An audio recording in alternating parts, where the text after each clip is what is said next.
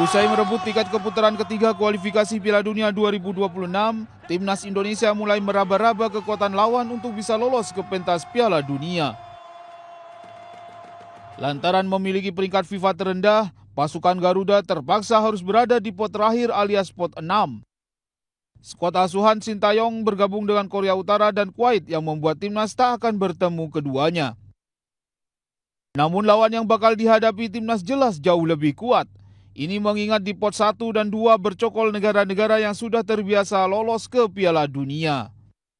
Sebut saja Jepang, Iran, Korea Selatan yang ada di pot 1, serta pot 2 yang diisi oleh Australia, Qatar, dan Uni Emirat Arab. Meski berpotensi bakal bertemu raksasa sepak bola Asia, namun pelatih Sintayong tetap bertekad untuk meloloskan timnas ke Piala Dunia.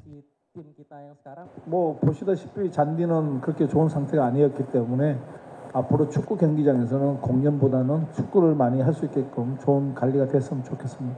3차 월드컵에서 올라가서 물론 쉬운 상대는 아무도 없죠. 우리가 FIFA 랭킹이 134위다 보니까 힘든 부분이 많고 우리보다 다 배로 좋은 팀들이 월드컵을 3차에 진출했기 때문에 우리가 가장 최약체지만 그래도 꿈은 포기하지 않는다고 생각하고 열심히 도전할 것입니다. Menurut rencana putaran ketiga akan mulai digelar pada bulan September 2024 mendatang dan berakhir pada bulan Juni 2025. Sementara undian pembagian grup putaran ketiga akan digelar pada 27 Juni mendatang di Kuala Lumpur, Malaysia. Dari undian itulah nantinya bakal diketahui calon lawan timnas Indonesia. Lalu dengan negara manakah Indonesia akan bergabung nantinya? Kita tunggu saja tanggal 27 Juni mendatang. Siapa kita? Indonesia. Ya, ini saatnya kita naik level.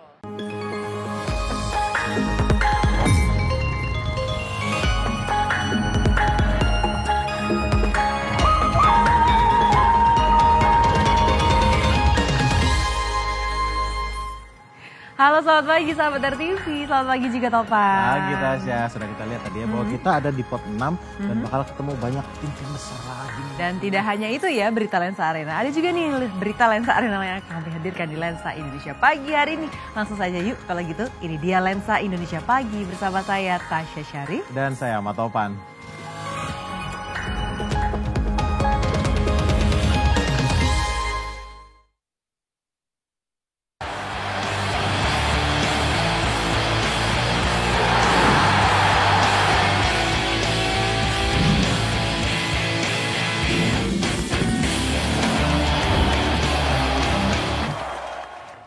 Ya, setelah ramai dihujat warganet lantaran tampil bernyanyi saat timnas Garuda hendak melakukan tradisi usai bertanding, pasangan penyanyi Anang Ashanty akhirnya meminta maaf. Iya, ini pasangan selebriti itu mengaku hanya mengikuti arahan dari panitia penyelenggara alias dari PSSI yang meminta mereka menjadi pengisi acara.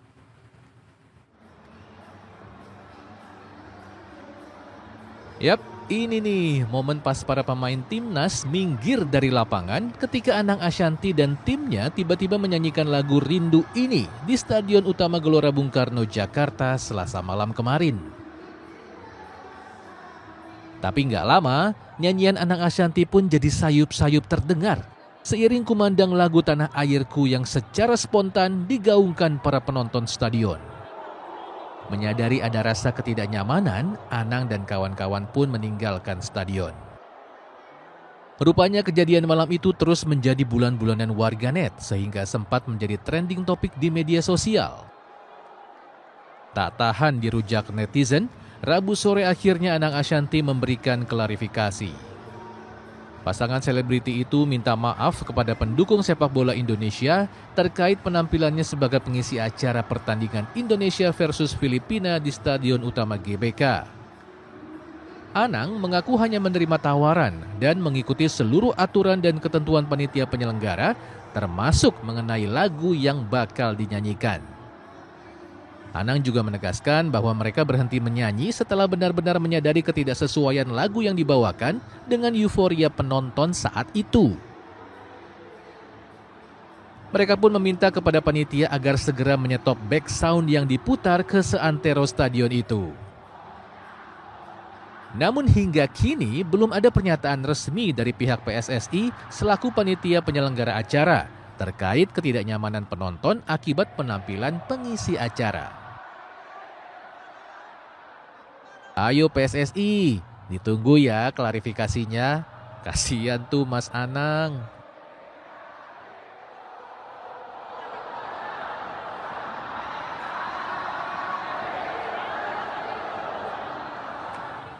Selanjutnya sahabat, ini gelandang timnas Indonesia Tom Haye ini tampil menawan dan jadi bintang saat Indonesia melibas Filipina di laga terakhir grup F kualifikasi Piala Dunia 2026 pada Selasa kemarin. Dan tak hanya mencetak gol perdana di depan puluhan ribu supporter di Gelora Bung Karno, golnya juga memecah kebuntuan dari timnas. Ya, ini meski baru 3 kali berkostum timnas, namun peran sentral Tom Haye di lini tengah timnas tak terbantahkan sahabat. Sang profesor muncul menjadi sosok elegan, mengomandani lini tengah dan metronom sejati timnas. Ada 5 pemain Indonesia lakukan sudah berbahaya. Tampil perdana berkostum timnas Indonesia, gelandang Tom Haye langsung menyita perhatian publik saat Indonesia melumat tuan rumah Vietnam dengan skor telak 3-0. Di laga itu, peran sentral pemain berusia 29 tahun itu begitu nyata di lini tengah. Haye menjadi motor penggerak permainan timnas. Haye pun menyumbang asis perdana saat memberikan umpan dari sepak pojok untuk gol dari Jay Itzes.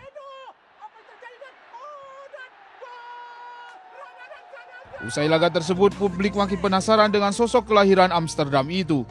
Haye muncul menjadi jawaban dari kebutuhan timnas akan sosok seorang jenderal lapangan tengah elegan. Kecanggihan Haye dalam mengordinir permainan jelas terasa di klub yang dibelanya musim lalu, Heerenveen. Di klub Eredivisie Belanda itu, Haye menjadi pemain inti selama 1 musim. Posisinya tak tergantikan di lini tengah. Bahkan dirinya masuk dalam playmaker terbaik di Eredivisie musim lalu. Dan akhirnya, sebanyak 64.000 pasang mata yang memadati Gelora Bung Karno pada Selasa malam menjadi saksi kedahsyatannya sebagai playmaker modern kelas Wahid.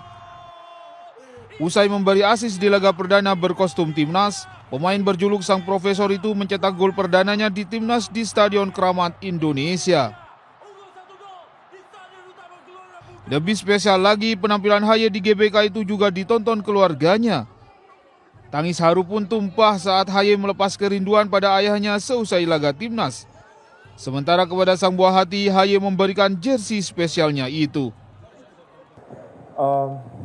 Yes, for me, I think it's a really special night. My first goal for Indonesia at home in this game. All my family is here, my friends, my family from Jakarta is here. So to celebrate a night like this with everyone here is it's really special for me. Tom Haye lahir dan besar di ibu kota Belanda, Amsterdam. Darah Indonesianya mengalir deras dari kakeknya yang berasal dari Surakarta, Jawa Tengah, serta dari neneknya yang berasal dari Minahasa, Sulawesi Utara. Haye kemudian resmi memperoleh kewarganegaraan Indonesia pada 18 Maret 2024. Kini satu langkah sudah dilakukan Haye dengan membawa Indonesia lolos ke putaran ketiga kualifikasi Piala Dunia 2026. Mimpi untuk tampil di pentas tertinggi sepak bola yaitu Piala Dunia bukan tak mungkin tercapai oleh Haye. Impian yang bukan hanya milik Haye tapi seluruh rakyat di Indonesia.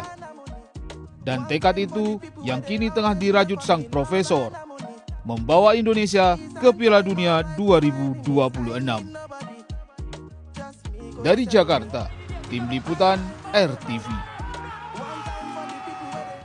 Tak hanya prestasi membanggakan dari timnas senior pria, timnas putri Indonesia juga sukses mengukir hat-trick 3 kemenangan beruntun. Ya, selain ini setelah pasukan Garuda Pertiwi ini sukses mencukur Bahrain di laga uji coba pada Selasa malam dengan skor 3-0 tanpa balas. Penampilan timnas putri Indonesia makin menyala saja. Pasukan Garuda Pertiwi kini mengukir rekor hat-trick alias 3 kali menang beruntun di berbagai ajang. Kemenangan ketiga diraih Safira Ika dan kawan-kawan usai mencukur Bahrain 3 gol tanpa balas pada Rabu dini hari. Meski menang telak, namun timnas putri sempat kewalahan di babak pertama. Alhasil skor kacamata pun menutup babak pertama. Namun seusai jeda, skuad asuhan pelatih Jepang Satoru Mochizuki itu mulai menampakkan taringnya. Tendangan bebas cantik dari Claudia Sunomen membuka skor di menit 56. Tak puas dengan 1 gol, timnas putri menambah lagi 1 gol lewat sundulan kepala Zahra Musdalifah. Pemain yang bermain di Cerezo Women Jepang itu membuat skor jadi 2-0 di menit 70. Dan akhirnya di ujung laga tendangan keras dari luar kotak penalti Citra Ramadhani mengunci kemenangan menjadi 3-0. Bagi timnas putri kemenangan ini menjadi yang kedua. Sebelumnya timnas putri juga sempat menekuk Bahrain dengan skor 3-2. Sebelumnya lagi timnas putri juga menggilas Singapura dengan skor 5-1. Kita beralih ke informasi lainnya sahabat RTV. Kalau sudah di tengah bulan Juni ini berarti sudah mau libur sekolah ini. Dan tentunya sahabat pasti sudah punya tujuan wisata untuk mengisi libur panjang nanti. Nah ini ada satu tempat wisata alternatif yang memadukan wisata alam sekaligus wisata edukasi di Klaten, Jawa Tengah. Seperti apa ya keseruannya? Langsung aja yuk kita lihat, ini dia liputannya.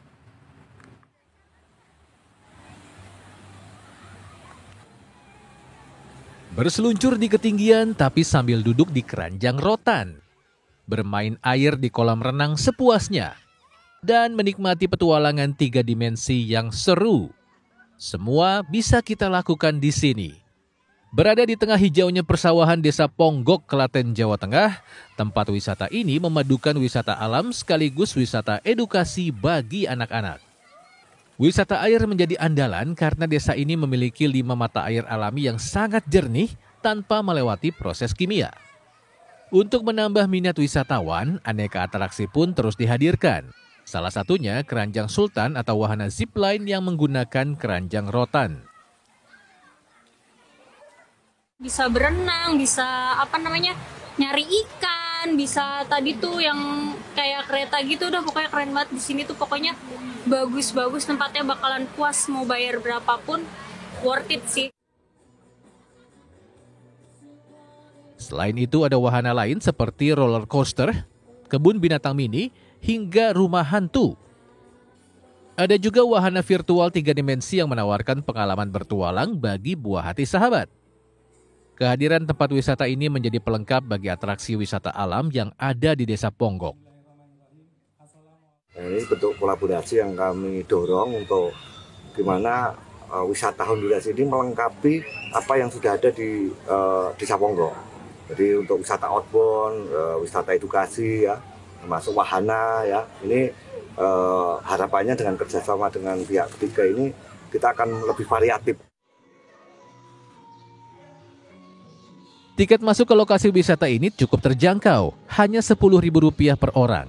Namun ada biaya terpisah jika ingin mencoba keseruan keranjang sultan hingga wahana VR. Dari Klaten, Jawa Tengah, Singgi Aji, RTV.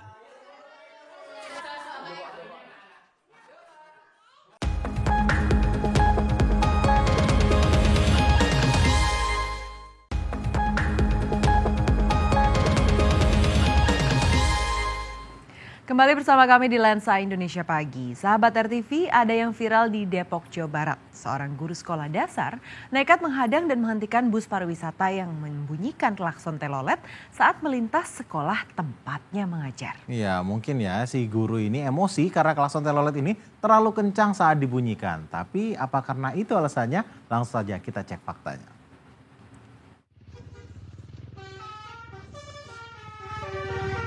Video ini merekam sebuah bus melaju cukup kencang di jalan permukiman yang tidak cukup lebar sambil membunyikan klakson telolet hendak menuju ke wilayah Sawangan, Depok, Jawa Barat. Saat melintasi sebuah sekolah di jalan tersebut, tiba-tiba seorang guru langsung mengejar bus dan memukul kaca pintu sang sopir bus.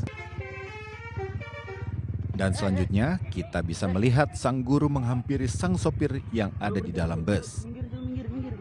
Sepertinya sang guru menegur sopir bus tersebut. Video aksi sang guru menghalau bus ini viral di media sosial dan mendapat beragam komentar warganet. Dari akun resmi Instagram sukabumiupdate.com, sebagian netizen mendukung aksi sang guru karena klakson telolet bus dinilai sudah kebablasan. Namun ada pula netizen yang menilai aksi sang guru terlalu berlebihan dengan memukul kaca bus. Sejumlah netizen lainnya lebih menilai klakson telolet sangat mengganggu alias berisik. Oke, kita temui si gurunya ya. Namanya Pak Rahmat Setiadi. Dia mengajar mata pelajaran agama di SD Pasir Putih 02. Dan ini alasan Pak Rahmat memberhentikan bus dengan klakson teloletnya. Ketika itu anak-anak kita, anak-anak seluruhnya di sekolah saya sedang mengadakan ujian hari pertama, ya, di mana anak-anak sedang melakukan ujian butuh konsentrasi. Lalu ada bus yang membunyikan telolet. Nah, saya secara spontan mendatangi bus tersebut. Mungkin cara saya mungkin dianggap salah, ya, mungkin agak kasar, tapi ya namanya spontan kan kita tidak bisa kontrol ya. Saya tidak antipati dengan telolet, silahkan membunyikan tapi paling nggak tahu tempatnya. Nah, karena menjadi akses menuju tempat wisata, jalan ini memang selalu dilalui bus pariwisata. Lalu bagaimana tindakan polisi untuk menertibkan bus-bus berklakson telolet ini? Agar tertib dan menjaga aturan, norma hukum, norma budaya yang berlaku. Jangan membuat keributan ataupun kekacauan dengan membuat kebisingan menggunakan knalpot yang tidak sesuai standar, kemudian tidak memakai klakson yang sesuai standar, bahkan mengganti dengan telolet atau basura. Kami larang hal tersebut. Semoga nggak terjadi lagi aksi spontan Pak Rahmat menghentikan bus ini ya. Dan bagi para sopir bus, kalau bunyikan klakson telolet di jalan permukiman seperti ini, ya bising atuh. Dari Depok, Jawa Barat, Fahri Ali, RTV.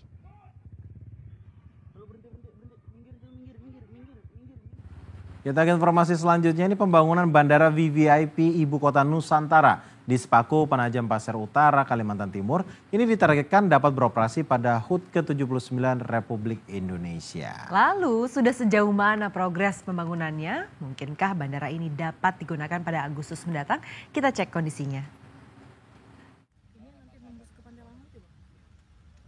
Hamparan tanah yang luas ini akan menjadi Bandara VVIP Ibu Kota Nusantara di Sepaku Penajam, Pasir Utara, Kalimantan Timur. Meski kondisinya masih seperti ini, namun bandara ini diagendakan akan dimanfaatkan pada saat Hari Kemerdekaan ke-79 Republik Indonesia. Artinya hanya tersisa waktu sekitar 2 bulan untuk mengebut pembangunan bandara ini. Kepala Badan Bank Tanah, Parman Nataatmaja menyatakan, kepastian selesainya pembangunan bandara ia dapatkan dari 2 kementerian yang mengerjakan bandara tersebut. Saya kurang tahu, tapi PU bilang yakin jadi di bulan Agustus. Sembari berjalan ya prosesnya? Ya, jadi yang membangun PUPR dan Kemenhub. Kemenhub bagian daratnya yaitu bangun terminalnya, apronnya. Dan PUPR membangunkan landasannya. Sementara penjabat Bupati Penajam Pasir Utara, Makmur Marbun memastikan pembebasan lahan untuk pembangunan bandara berjalan aman dan lancar. Kalau di tempat lain kan ada persoalannya muncul sampai ke tingkat atas, kami zero insiden. Dan bahkan saya dengan perangkatnya beliau pun hampir sudah. Contohnya kemarin sudah ditetapkan luasan 77 hektar ya di Bandara VIP. Langsung hari Sabtu kita lakukan juga sosialisasi kepada masyarakat. 40 masyarakat ya Pak Parman dengan teman-teman semua. Melihat kondisi bandara saat ini, terlebih kini sudah memasuki pertengahan Juni 2024, mungkinkah bandara ini selesai dalam waktu dekat dan bisa dimanfaatkan di bulan Agustus tahun ini? Dari Penajam Pasir Utara, Kalimantan Timur, Syahriah, RTV. Pekan Raya Jakarta ke-55 resmi dibuka Presiden Jokowi tadi malam. Iya, ini selain menikmati hiburan, pengunjung ini juga bisa berbelanja dengan harga terjangkau dalam pameran terbesar di Indonesia ini.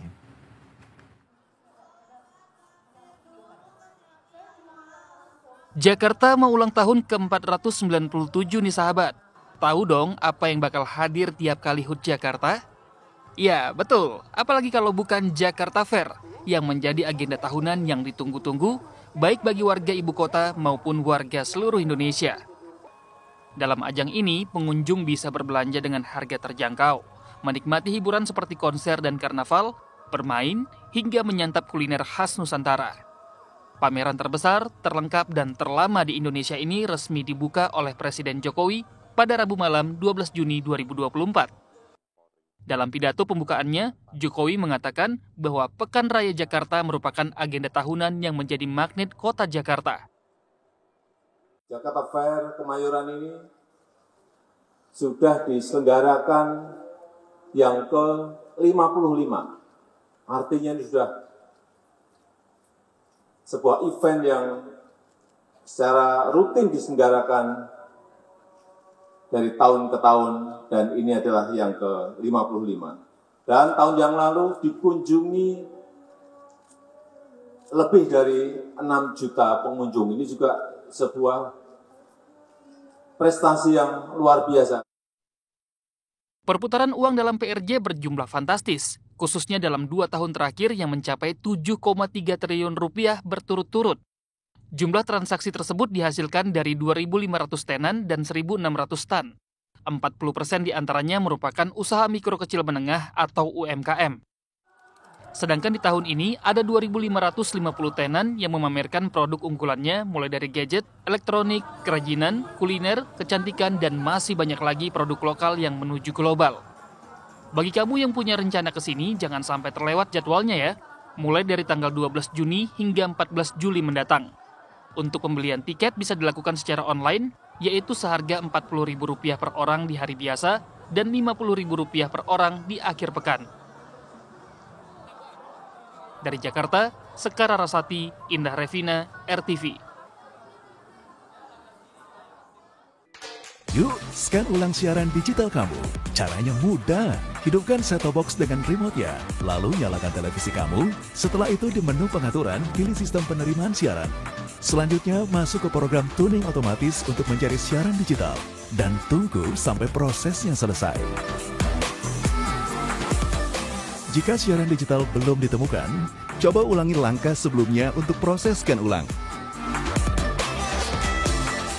Atau pilih manual scan dan masukkan kode UHF sesuai kota masing-masing. Ayo, scan ulang siaran digital kamu sekarang. Jika ada kendala siaran RTV, hubungi semua sosial media atau website RTV. Ya, informasi tadi menutup jumpa kita di Lensa Indonesia pagi hari ini. Saya Tasya Syarif. Dan saya Ahmad Topan, mewakili segenap kru yang bertugas undur diri. Terima kasih atas perhatian kamu, selamat beraktivitas, dan sampai jumpa.